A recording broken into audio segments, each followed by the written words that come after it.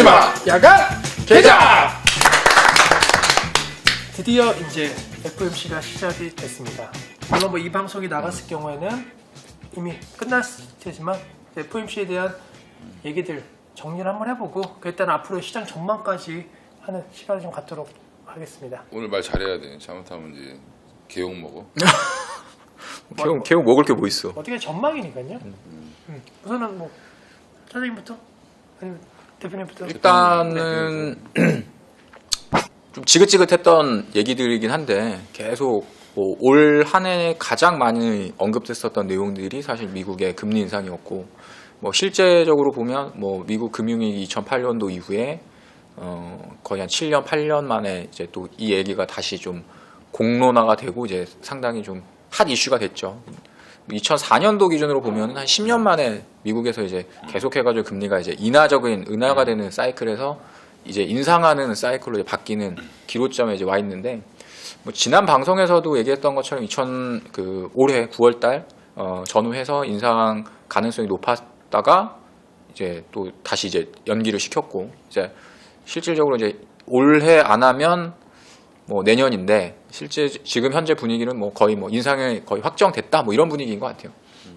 그래서 뭐 일단 가장 큰 거는 시장에서 오늘 아직 발표가 안 났음에도 불구하고 최근에 좀 빠졌다가 오늘 이제 올라온 건 뭐 유가가 바닥에서부터 약간 뭐 멈추어 있는 단계 정도까지 이제 하락이 좀 멈췄다 하는 부분에 대한 안도감도 있었지만, 또 금리 인상에 대한 역으로 기대감이 또 반영되는 분위기가 있기 때문에 어떻게 보면 만약에 이제 진짜 결정을 했다라고 하면 오늘 같은 랠리가 또 내일도 한 번 더 나오지 않을까 이렇게 기대하고 있습니다. 그럼 이제 앞으로 금리 인상이 만약에 뭐 단행이 됐다라고 가정을 했을 때 어쨌든 간에 이제 우리 투자자분들께서는 주식시장도 주식시장이지만 향후 글로벌 경제에 대한 큰 틀이 바뀔 수 있다라고 생각을 하실 텐데, 그거에 대한 뭐 전망.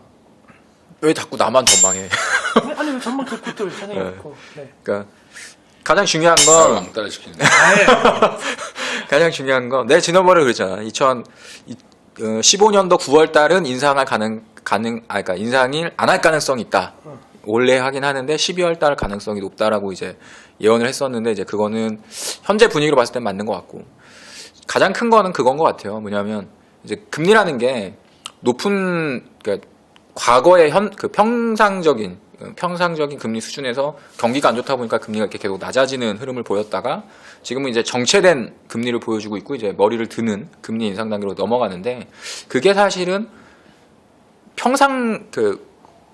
보통의 시장에서 나올 수 있는 건 아니거든요. 그러니까 제로금리라는 것 자체가 경기도 안 좋고 뭐 어떤 금융시장도 안 좋고 안 좋으니까 경기를 살려보고자 해서 했었던 거지, 그게 이제 평상적인 건 아니기 때문에 지금은 이제 금융시장도 그렇고 경기도 그렇고 정상화로 가기 위한 첫 번째 이제 신호를 연준에서 이제 발표를 하려고 이제 기다리고 있는 상태인 거고, 그게 뭐 어떤 사람들한테는 이제 그동안 저금리 상황에서 돈을 빌려다가 뭐 투자를 했건 뭐 다른 쪽으로 썼건 뭐 이랬던 것들이 이제 돈을 갚거나 혹은 옛날보다는 어찌됐든 저금리 아주 초저금리의 상황보다는 좀 벗어나는 단계인 거고, 점진적으로 다시 금리가 이제 올라가는 추세로 바뀌었다라는 거에 대해서 어찌됐든 조금 시간이 또 지나면 또 한번 금리 인상 가능성이 높아지는 거지. 그런 쪽에 대한 어떤 시각 자체가 변화된다라는 게 가장 큰 요인이라고 봐요. 차장님 생각 어떻게 하시나요? 일단은 뭐 한다고 계속 지랄했던 거니까 빨리 해야 되는 거고, 그러니까 시장이 가장 중요한 거는 예측한 대로 움직여줘야 시장에 충격이 별로 없다라고 보는 것 같고, 지금 여기서 만약에 이거를 뭐 금리 인상을 여기서 갑자기 뭐 또 미룬다 이러면 아마 더 큰 충격이 올 수도 있는 상황이. 그렇죠. 지금의 상황에 지금의 분위기는 완전 좆될 수 있어요. 완전 뭐 무슨 세계 경제가 다 망가지는 것처럼 이렇게 느끼고, 또 한번 뭐 아직도 더 부양을 해야 되냐 뭐 이런 얘기가 나와버리면 미국마저 그렇게 돼버리면 전체 시장이 더 흔들릴 수 있다. 안 그래도 지금 유가 때문에 지금 뭐 신흥국들은 난리가 나고 있는데 산유국들은 이런 것들이 이제 그거 경기 회복 기대감 쪽으로 이제 가면서, 오늘도 이제 시장 자체가 약간 좀 그런 기대감, 유가가 좀 뭐 다시 또 바닥을 좀 잡아주고 하니까 이제 일시적인 거겠지만 또 이렇게 약간 좋은 모습을 좀 보였어요. 오늘 좀 굉장히 많이 또 강하게 올라오는 모습을 보여주는데, 그렇게 가야 되지 않겠나라고 생각을 하고 있고, 오히려 지금 시장은 금리 인상보다는 금리 인상은 당연히 하는 거고, 뭐 내년에 어떻게 계속 인상을 할 거냐.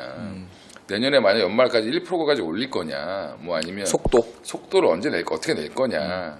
그 속도라는 것도 결국에는 뭐 미국 경기가 어떠냐에 따라서 또 틀려지는 거니까 뭐 물론 그때 판단을 해야 되겠지만 내일 그런 뉘앙스가 좀 나오지 않겠냐 이런 입에서 그렇죠. 뭐 이런 얘기가 나올 거고 물론 또 그 할머니가 또 애매모호하게 얘기하겠지.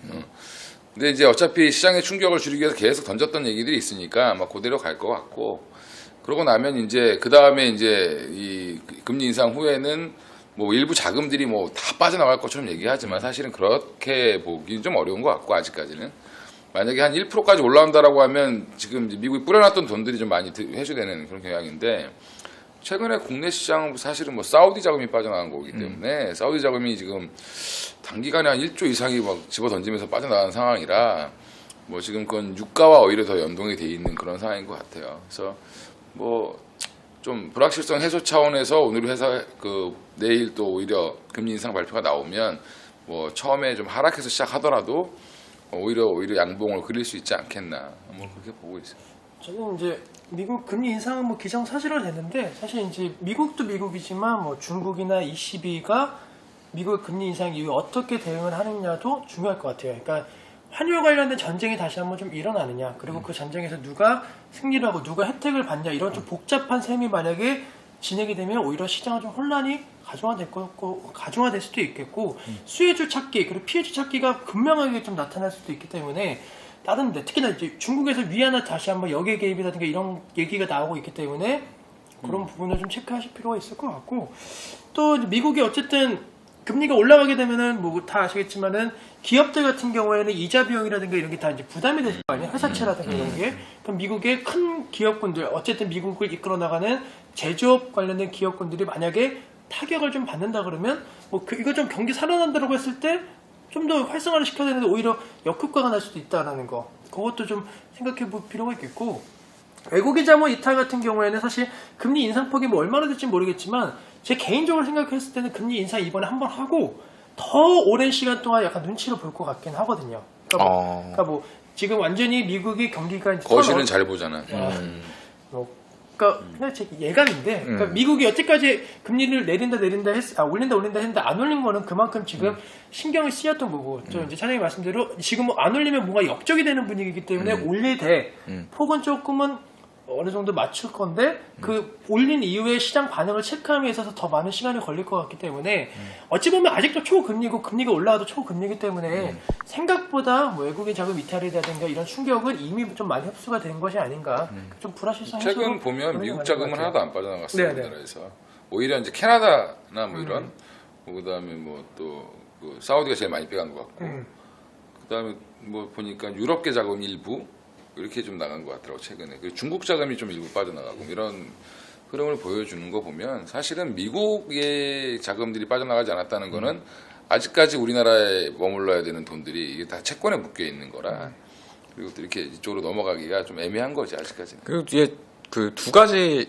시각적인 부분들을 봐야 될 필요가 있는 것 같아요. 하나는 우리가 이제 주식을 하는 사람들의 시각으로 보는 것과 주식을 하지 않는 일반인의 시각으로 보는 거에 대한 차이가 좀 있는 것 같아요. 그러니까 뭐냐면 주식을 하는 사람들은 그래도 이제 어느 정도 주식을 좀 오래 하셨던 분들은 아 그래 결론적으로는 뭐 장이 흔들리고 막 이래도 나중에는 다 올라가게 돼 있어 정상화 돼 있어 이렇게 생각을 하는데 일반적으로 주식을 하지 않는 사람들이 뉴스를 접하게 되면 이제 막 난리가 났거든. 뭐 유가도 막 날리고 뭐 실질적으로 자기하고 물론 전혀 상관이 없진 않지만 이게 지금 당장 나한테 어떠한 형태로든 뭐 직간접적으로 이제 반영이 되겠지만 너무 또 뉴스에 민감하게 와 이거 유가가 떨어져서 이게 먹고 살기 더 힘들어지겠네 뭐 이런다든가 아니면 미국 금리 인상하면 야 뭐 주식 시장도 안 좋아진다는데 이거 또 뭐 엄청난 무슨 쇼크가 생기는 거 아니야?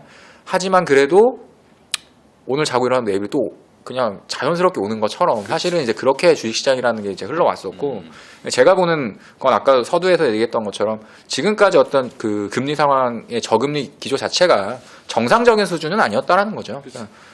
그래서 이제 정상화로 가려고 하는데 그동안 이게 너무 길어졌기 때문에 사람들이 마치 이 초저금리의 시대가 정상이었던 것처럼 이제 착각을 하고 있는. 그러니까 어차피 금리라는 게 결국에는 그 나라의 물가 상승률이랑 똑같은 거거든요. 결국에는 물가 상승률을 보존해주기 위한 하나의 방법이고 그걸 보존 안 해주면 버블이 생기는 거고. 그러니까 우리나라 지금 1.5% 기준금리가 1.25인가요? 우리가 지금 그죠? 1.5죠, 1.5인데 그럼 1.5고 미국이 0이었는데 미국은 지금 경제 성장률이 1. 몇이 2% 가까이 되기 때문에 이제 올려야 되는 상황. 당연히 그렇지. 올려야 되는 상황인 거고 우리나라 같은 경우는 조금 더 낮아져 있기 때문에 경제 성장률이 만약에 한 2% 지금 3% 얘기하고 있는데 이게 안 나오면 우리도 금리를 함부로 올리기도 어려운 그렇죠. 상황인 거지. 정확히 보면.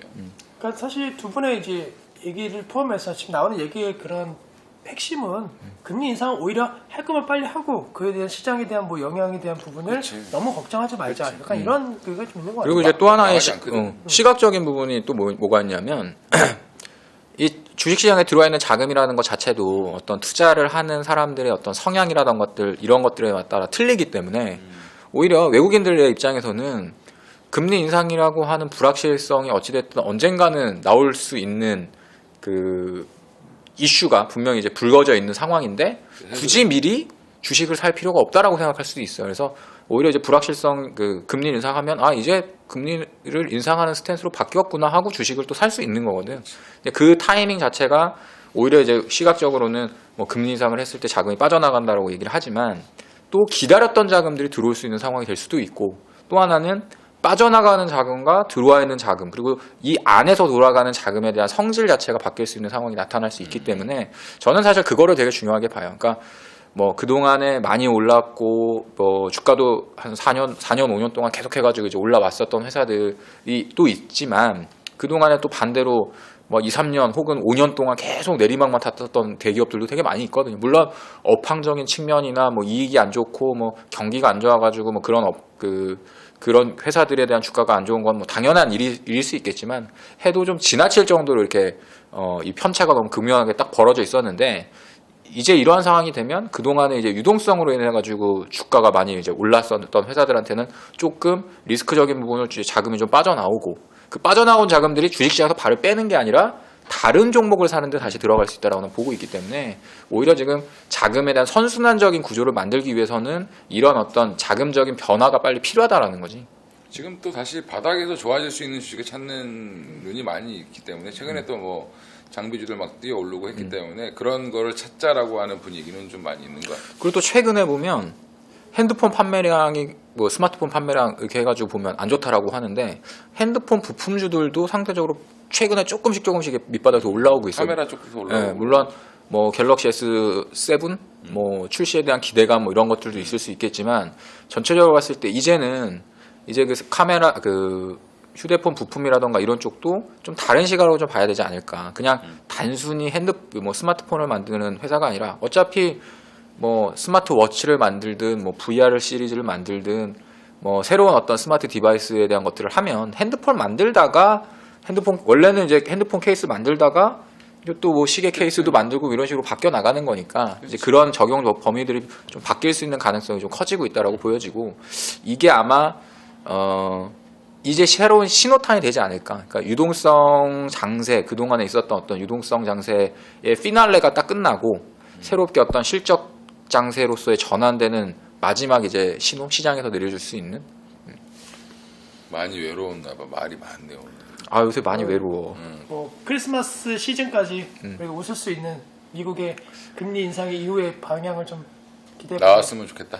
그지? 사실 올해 진짜 힘들었던 게 한 5월달, 6월달 지나면서 대부분 제가 아시는 분들 주식하시는 분들 보면 5월달, 6월달까지는 수익률이 괜찮았다. 8, 9월달에 많이 꺾였죠. 그때부터 안 좋아졌는데 그 안 좋아진 것들이 좀 많이 길어졌죠. 회복도 잘 안 됐고 물론 이제 그 이후에 또 두각을 나타내신 분들도 계시지만 전체적으로는 올해 상반기 한 5월달까지는 좋았고 중간에 또 주저앉았고 그게 이제 후반부 들어서 시장은 그렇게 많이 안 나빠졌는데도 불구하고 이제 회복이 안 되니까 미치려고 하시는 분들이 꽤 많이 있어요. 근데 아마 요게 새로운 어떤 변화의 시작점이 또 한번 되지 않을까 이렇게 기대하고 있습니다. 저번 주에 얘기 나오게 12월 18일이 이제 기점이니까 아마 내가 아는 방송 나갈 때는 전문가님이 딱 찍어서 그랬잖아요.